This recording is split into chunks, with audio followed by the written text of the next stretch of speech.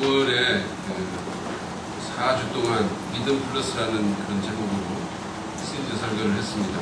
사실은 지난 9월달만 하고 다른 걸로 넘어가려고 했었는데 여러분의 여러 같은 성원에 힘입어 한 주만 더 연장을 하려고 합니다.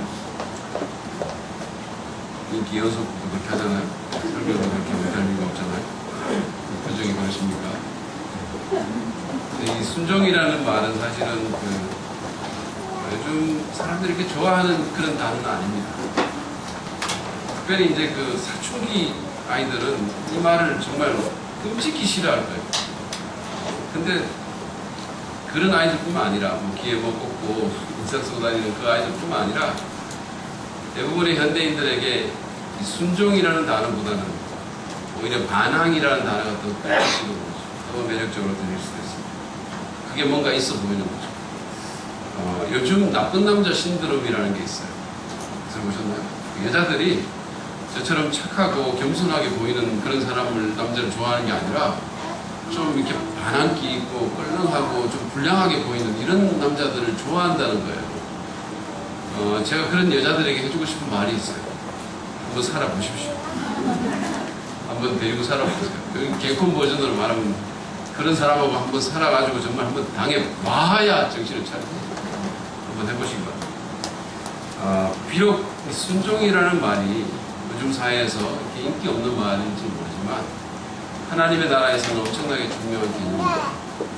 그것은 하나님을 믿고 신뢰한다는 것에 마땅한 기결이며 표현입니다. 우리가 하나님을 믿게 되면 말이죠. 하나님을 신뢰하게 되잖아요. 그래서 성경에는 믿음과 순종이 상호 호환적으로 쓰였어요. 같이, 그러니까 동의어처럼 쓰인 거죠. 우리가 정말 믿으면 순종합니다. 그리고 순종하면 하나님의 역사와 축복을 보게 됩니다. 그런 의미에서 이 순종이란 축복으로 가는 지름길입니다. 여러분은 하나님의 말씀에 순종하는 그리스도인이십니까?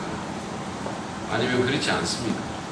만약에 여러분 그거를 1부터 10까지 이렇게 어떤 그래프를 그린다면, 그래서 1이 불순종이고 10이 순종이라면 여러분은 어느 쯤에 여러분의 모델을 숫자를 쓸 수 있겠습니까? 하나님께 순종함으로써 하나님의 능력과 그로 인한 기쁨을 경험했던 마지막 때가 언제였습니까? 오늘 우리는 하나님의 명령에 순종해서 인류 역사상 전무후무한 그런 기적적인 승리를 경험한 한 장군과 그 군대의 얘기를 좀 살펴보려고 합니다. 이것을 통해서 참된 순종이 어떻게 이루어지는지를 배우기를 바랍니다. 먼저 여호수아 5장 13절에서 6장 21절에 기록된 얘기를 제가 이렇게 좀 살펴보도록 하겠습니다. 본문이 많이 길기 때문에 제가 읽지는 않겠습니다.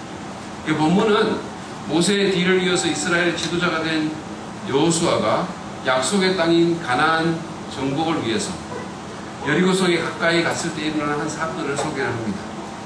그러면서 막을 열고 있습니다. 하나님께서 약속하신 적각꿀이 흐르는 그 땅에 어떻게 보면 첫 번째 정복 프로젝트죠. 근데 여호수아가 이 가나안을 탐사하는 도중에 고개를 들어보니까 한 남자가 칼을 빼고는 여호수아 앞에 서 있었어요. 굉장히 압도적인 그런 장면이겠죠. 그러니까 군인의 본능이 작동하면서 여호수아가 묻습니다. 너는 누구 편이냐? 우리 편이냐? 아니면 저기냐? 그럴 때 그 사람이 자기 자신을 나는 주님의 군사령관이다 이렇게 소개를 합니다. 이 말을 듣자 여호수아는 바로 엎드려서 절을 하고 그에게 말합니다. 사령관님께서 이 부하에게 무슨 말씀을 하시렵니까?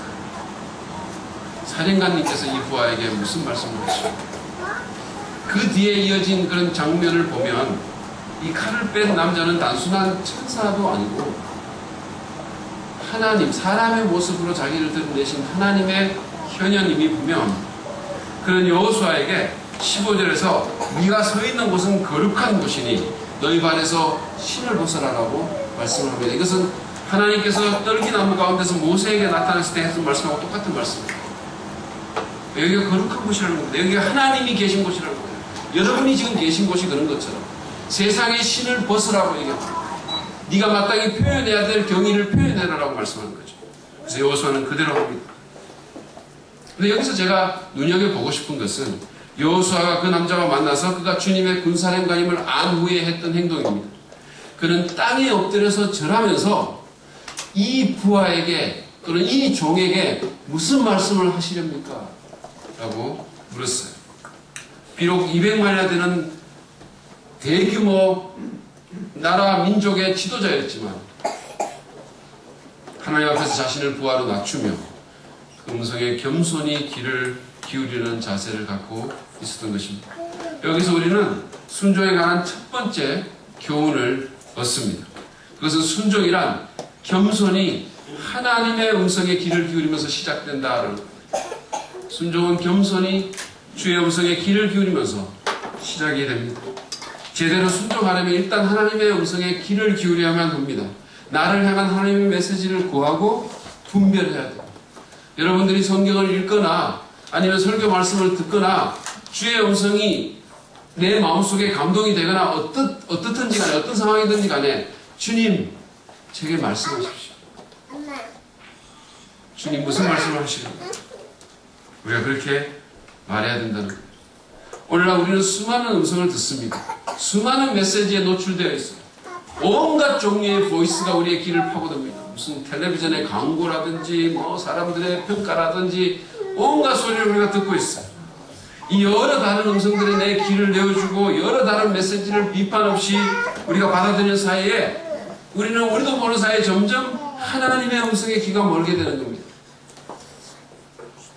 그러면서 하나님에 대한 신뢰 지수도 떨어지게 되고 순종도 가능하지 않게 되는 거예요. 왜냐하면 계속 듣는 보이스들이, 계속 듣는 메시지들이 하나님이 없음을 전제로 한 메시지들, 하나님의 능력을 축소시키는 메시지들, 인간을 높이는 메시지들을 계속해서 듣기 때문이에요. 언젠가 어느 신문에 개편 시즌이 오면 점집이 붐비는 이유라는 그런 기사가 났었어요. 제가 그 기사를 읽었는데 그 기사에 의하면 개편 시즌을, 그러니까 이렇게 드라마 같은 개편 하잖아요, 쇼 같은 게. 그 개편 시즌을 앞두고 PD들과 작가들과 연예인들이 점집을 문이 닫도록 드나든다는 겁니다. 그러면서 그 점쟁이의 말에 귀를 기울인다는 거예요. 이 프로를 죽일까요? 살릴까요? 이 MC의 사주는 어떻습니까? 이 캐스팅한 이 배우가 대박 나겠습니까? 어떤 방송사를 선택할까요? 이런 다양한 질문을 한다는 거예요. 근데 점집을 찾는 부류들 가운데 가장 많은 부류가 누구냐면 연예인들이라고 합니다. 그들은 캐스팅 제안이 온 것에 대해서 가부를 묻거나 이걸 받아들여야 될지 아니면 거절해야 될지, 아니면 자기와 같이 일할 매니저라든지 또는 PD 같은 사람들, 이런 사람들하고 궁합이 맞는지를 이렇게 물어본다는 겁니다. 궁합을 맞춰본다. 최근에 와서 가장 유행하는 질문이 뭐냐면 수술해도 될까요? 라는 질문입니다. 왜냐하면 수술을 하면 관상이 바뀌고 관상이 바뀌면 팔자가 바뀐다고 믿기 때문에, 잘못 수술하다가 또 관상이 잘못되면 얼마나 이뻐질지 모르지만 이게 잘못될 수도 있잖아요. 그러니까 수술해도 될까요? 이렇게 물어본다는 거예요. 참 기가 막힌 일이죠. 관상을 너무 열심히 본 것 같아요, 제가 볼 때.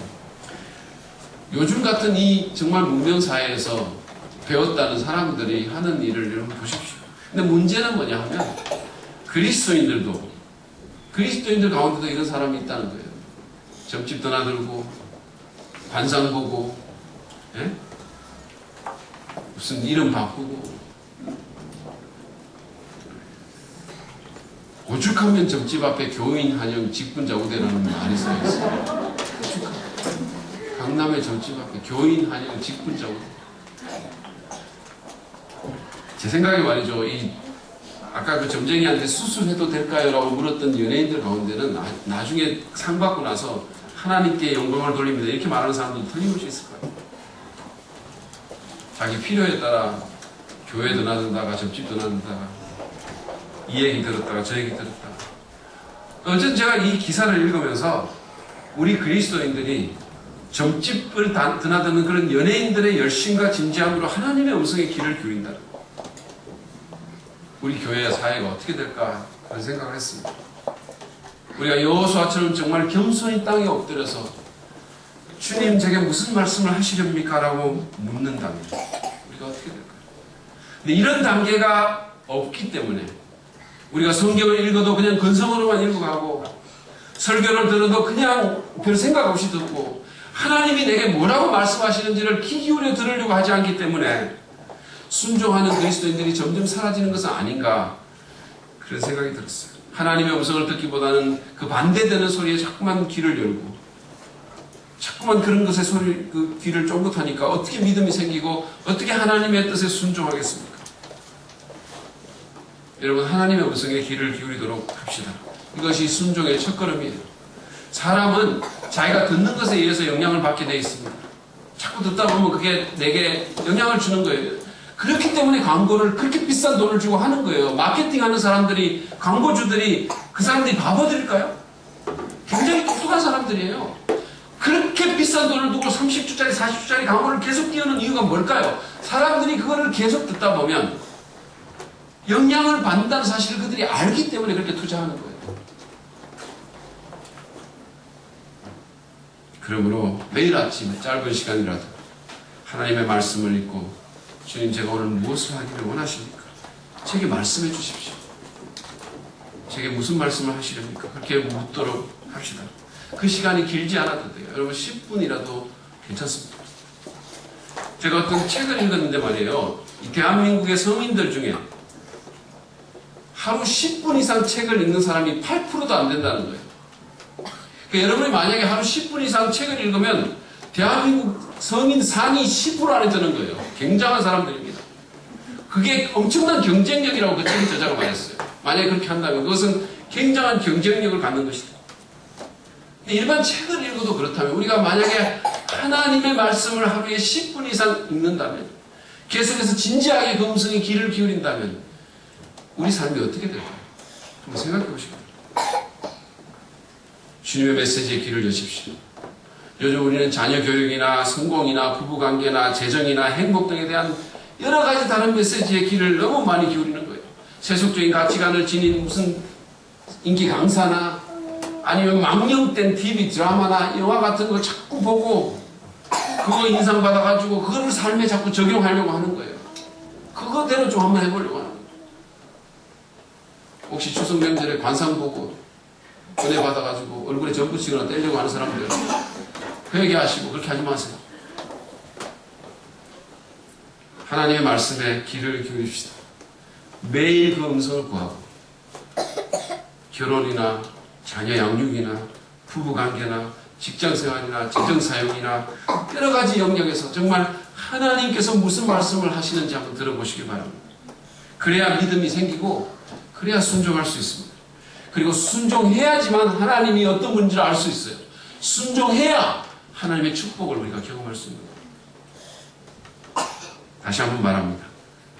다른 소리가 아니라 하나님의 음성에, 하나님의 말씀에 귀를 기울이시는 여러분이 되시기 바랍니다. 그것이 순종의 첫걸음입니다. 오늘 이 얘기를 보면 여호수아가 땅에 엎드려서 메시지를 기다렸잖아요. 그렇죠? 근데 그가 아마 그렇게 엎드려서 주님 무슨 말씀 하십니까? 라고 이렇게 그 메시지를 기다리면서 그는 아마도 세계 전쟁사에 길이 남을 정말 탁월하고 위대한 전략을 기대했을지 몰라요. 지형적으로 봐서 군대를 뭐 이런 식으로 배치를 하고 보병은 여기다 놔두고 아마 뭐 기상천외한 정말 그런 어떤 정법을 그가 기대했을지 모릅니다. 만약에 그랬다면 그는 느낌 아니까 그러면서 바로 나갔을 거예요. 왜냐하면 그는 전쟁터에서 뼈가 굵은 그런 사람이잖아요. 그런데 그의 기대와는 달리 하나님은 아주 이상한 지침을 그에게 내리십니다. 3절에서 5절에 그 지침이 나와 있어요. 너희 가운데서 전투를 할 수 있는 모든 사람은 엿새 동안 그 성주일을 날마다 한 번씩 돌아 제사장 7명을 순양 뿔 나팔 7개를 들고 그 앞에서 걷게 하여라. 일회째 되는 날에 너희는 제사장들이 나팔을 부는 동안 성을 7번 돌아라. 제사장들이 숫장 뿔 나팔을 한번 길게 불면 백성은 그 나팔 소리를 듣고 모두 큰 함성을 지르라. 그러면 성벽이 무너져 내릴 것이다. 그때 백성은 일제히 진격하여라. 여러분, 이거는 사실 여호수아 입장에서 들으면 말도 안 되는 얘기예요. 전쟁놀이 하는 것도 아니고 뭡니까 이거? 아무런 무장이 안 된 그런 제사장들과 함께 일주일 동안 전쟁한다는 사람들이 성 주위를 그냥 걷다가 나팔 소리 듣고 소리 지르라는 거예요. 그러면 성이 무너진다는 거예요. 정말 기가 막힌 얘기죠. 정말 여호수아 입장에서는. 여호수아는 자기 길을 의심했을 겁니다. 이게 무슨 전략인가? 마술대회라고 나왔단 말이에요.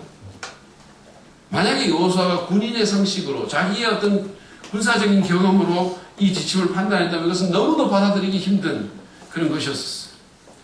여호수아의 머릿속에 어떤 생각이 들었을까요? 아니, 성을 이렇게 돌고 있는데 저기 기습 공격이라도 하면 어떡합니까? 만약에 성이 이렇게 걷고 있는데 위에서 그냥 돌이라도 막 떨어뜨리면 어떡합니까? 예?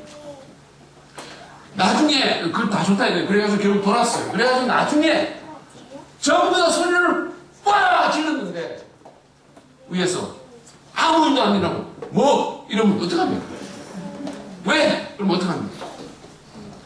여호수아 생각에는 정말 자기가 이렇게 해가지고 세계 전쟁사에 비웃음거리로 영원히 남을지 모른다는 생각이 들었습니다. 그럼에도 여호수아는 상식만으로 또는 자기의 경험만으로 판단하지 않습니다. 그는 2절에 나온 내가 여리고와 그 왕과 용사들을 너희 손에 붙인다라는 주님의 말씀을 신뢰했습니다.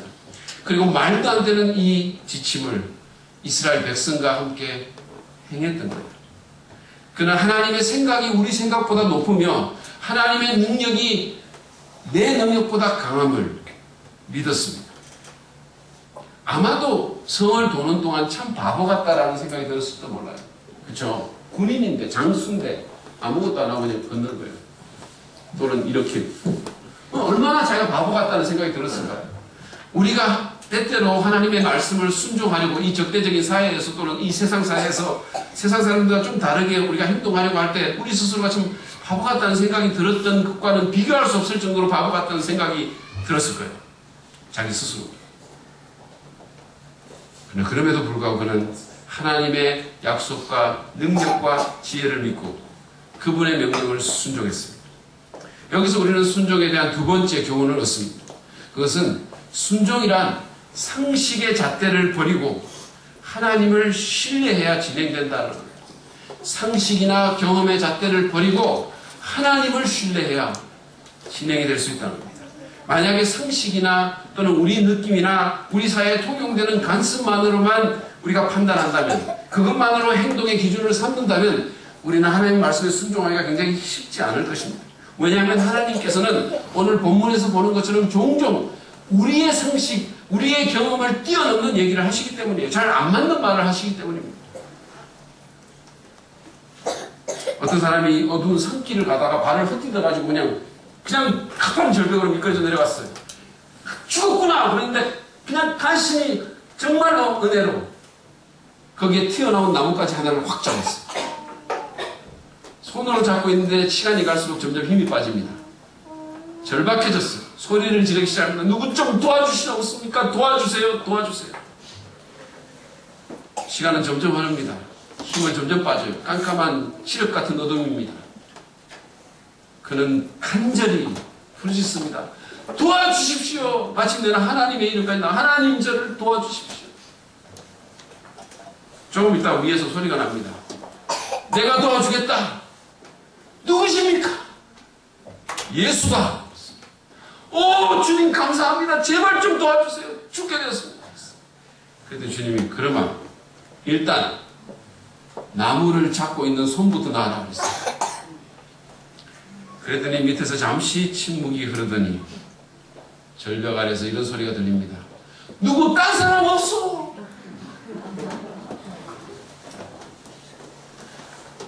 우리가 이 사람과 같지는 않습니까?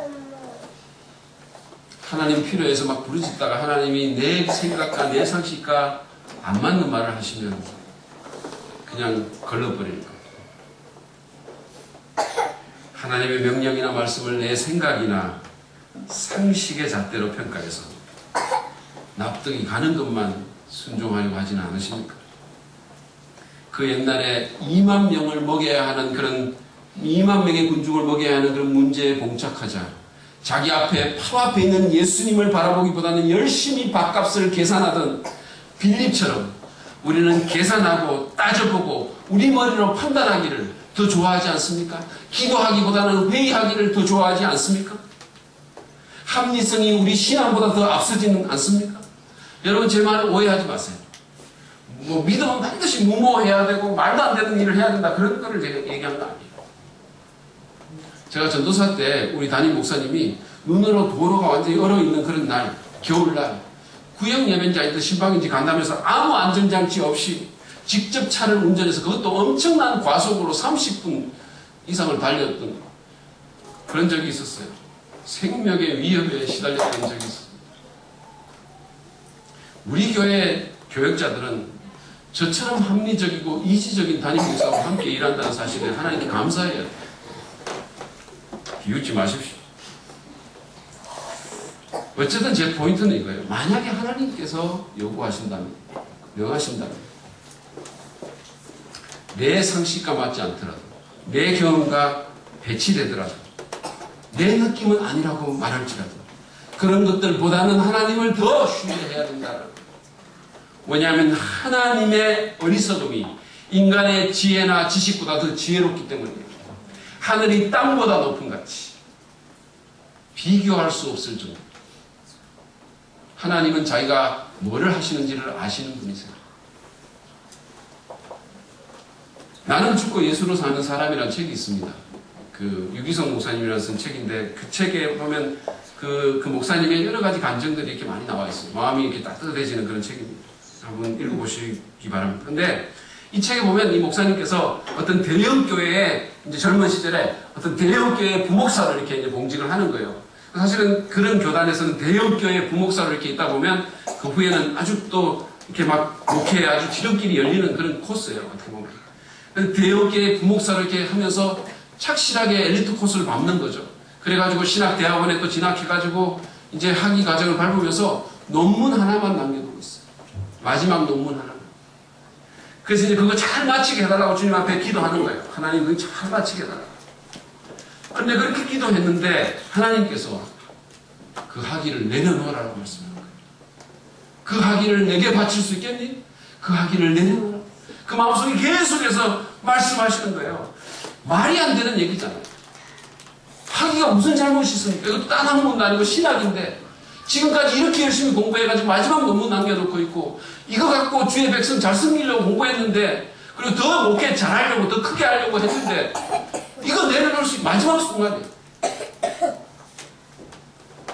상식과 맞지 않는 거죠. 그래서 주님이 가끔씩 이렇게 하는 거예요. 여러분 같으면 어떻게 반응하시겠습니까? 만약에 주님이 이것을 요구하신다면 여러분은 어떻게 하십니까? 정직하게 한번 대답해 보세요. 결혼이나 데이트나 재정생활이나 자녀들의 양육이나 부부관계나 또는 무슨 여가시간이나 또는 소명과 같은 문제에 있어서 상식이나 느낌의 잣대로 판단할 수 없는 또는 그것을 넘어서는 또는 그것과 맞지 않는 그런 상황 가운데 우리는 어떻게 할 것입니까? 뭐를 더 따를 것입니까?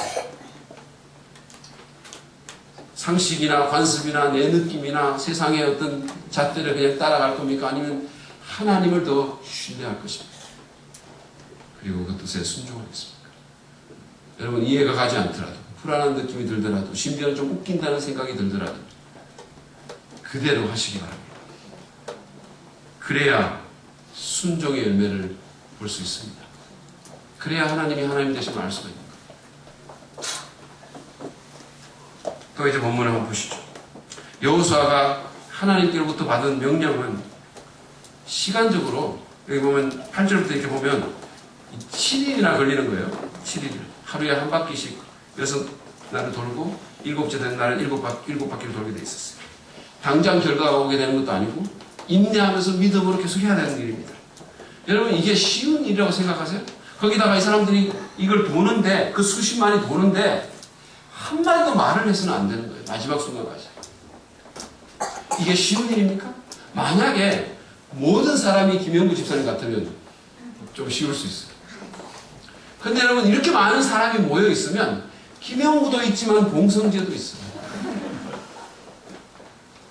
여러 사람들이 거기 있는 거예요. 쉬운 일이 아닙니다. 거기다가 계속해서 돌아야 되는 거예요. 만약에 여기에 우리가 순종하지 않는다. 만약에 여호수아와 그 백성들이 이 명령에 순종하지 않는다면 그들은 하나님의 역사를 하지 못했을 것입니다. 그렇지만 그들은 그렇게 하지 않았어요. 그 어려운 하나님의 명령을 온전히 실천했고 이로써 난공불락의 여리고성이 무너지는 그런 하나님의 경험, 놀라운 하나님의 역사를 경험합니다. 우리는 여기서 순종에 대한 세 번째 교훈을 얻는데 그것은 순종이란 온전히 실천으로 결실한다는 것. 실천으로 결실. 순종은 기본적으로 실천입니다. 그것도 온전하고 일관된 실천입니다. 저희 부부는 그 아들이 이제 미국에 있으니까 가끔씩 이제 아들하고 정기적으로 전화를 해요. 전화하면서 이제 뭐 이런 지침도 내리고 조언도 하고 그렇게 합니다. 얘가 이제 좀 지금은 옛날에는 안 그랬는데 지금은 나이가 조금 들어가지고 아빠인 제가 얘기를 하면 엄마보다는 조금 더 잘 들어요.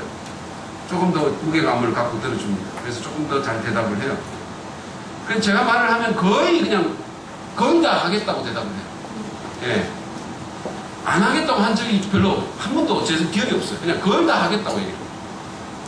근데 나중에 확인을 해보면 대답은 그렇게 하는데 한 것보다는 안 한 게 훨씬 더 많아요. 특별히 그러니까 지금 예를 들어서 이제 자기가 다니는 교회에 11조 하라고 저희가 계속 얘기하거든요. 가르치고 11조 하라고 얘기하고. 그러면 그렇게 한다고 얘기를 해요.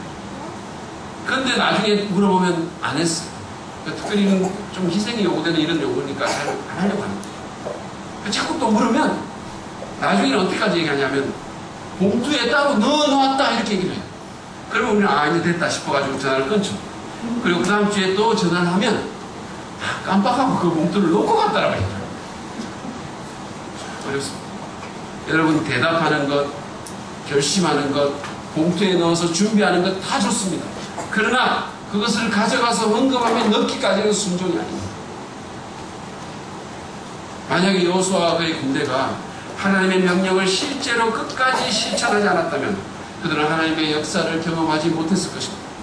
여리고성을 차지하지도 못했을 것이고 그들의 믿음도 성장하지 못했을 것입니다. 그리고 여리고성을 차지하기 위한 하나님의 말씀과 뜻을 알았긴 알았겠지만, 그죠? 어떻게 하는지는 알았긴 알았겠지만 그 지식은 그냥 공허한 지식에 불과했을 거라는 것입니다. 말씀의 유익을 전혀 경험할 수 없었을 거라는 것입니다. 여러분 내성이 뭔지 아시죠? 내성. 이 내성이라는 게 뭐냐면 약물의 반복적인 복용으로 인해서 효과가 떨어지는 걸 내성이라고 해요.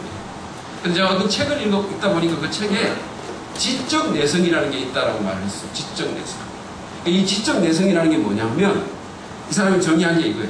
배우긴 하는데 그것을 해보지 않음의 반복으로 인해 학습 효과가 떨어지는 현상이다. 뭘 듣기는 듣고 배우기는 하는데 그것을 실제로 해보지 않음으로 해서 학습 효과가 떨어지는 현상, 그게 지적 내성이다 했어요.